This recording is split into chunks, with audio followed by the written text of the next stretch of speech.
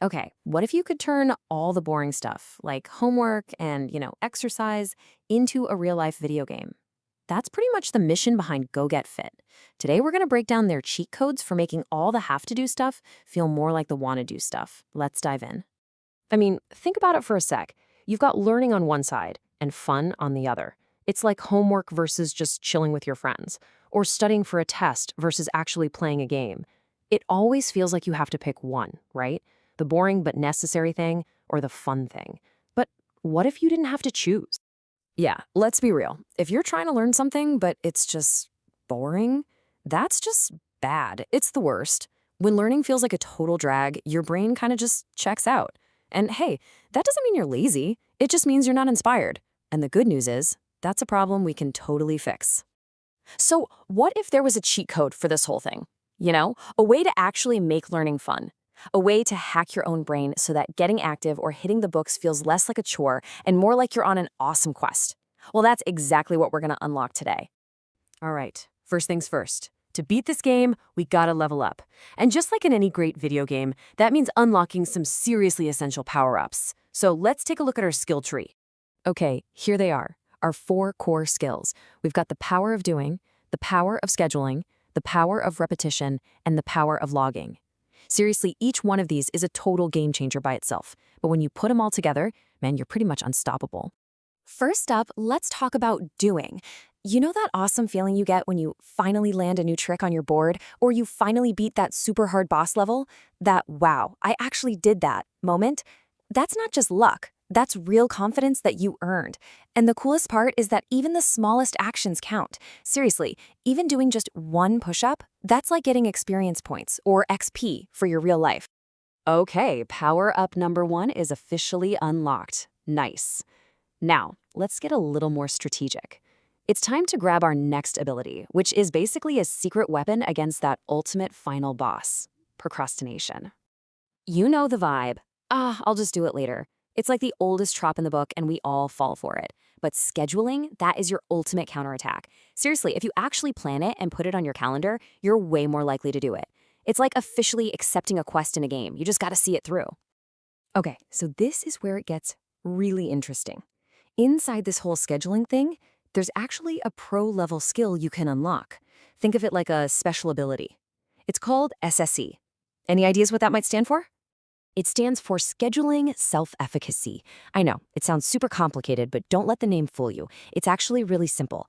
It's just the skill of learning to plan your goals and then actually following through. It's like setting an alarm for your own success. You're basically building up trust with yourself. So, you're taking action, you're putting it in your schedule, you're on a roll. Now let's talk about how you get really good at those actions, how you actually master them. This next technique is something that every single pro uses, whether they're a top athlete or a world champion gamer. And that superpower is repetition. I mean, think about it. You rewatch your favorite show, you practice that jump shot over and over until it's perfect. That's how our brains work. We get better at stuff by doing it again and again. It's the same idea behind these exercise snacks. They're just quick little bursts of activity you do throughout the day to keep your brain and body sharp. It all adds up. Okay, our fourth and final power-up is logging, and this one is huge. Think about it like keeping track of your stats or your achievements in a game. It's not about being perfect. It's just about seeing how far you've come. Every time you log a win, you're basically creating your own personal highlight reel. And seeing that progress, that's a massive motivation boost. All right, so you've got your skills down. You've basically mastered the single-player campaign. So what's next? It's time for multiplayer mode. This is where you become an influence leader and inspire other people to join in. Now, there's a big difference between having power and having influence. Power is all about control, telling people what to do. But influence, that's about inspiring others. It's about showing people what's possible just by doing your own thing. When you focus on leveling up your own game, you naturally make other people want to level up too. And that's way cooler. So we've got all our power-ups. We're ready to go. But now we have to face the final boss. And that boss is just starting. Honestly, sometimes that's the hardest part of the whole entire game.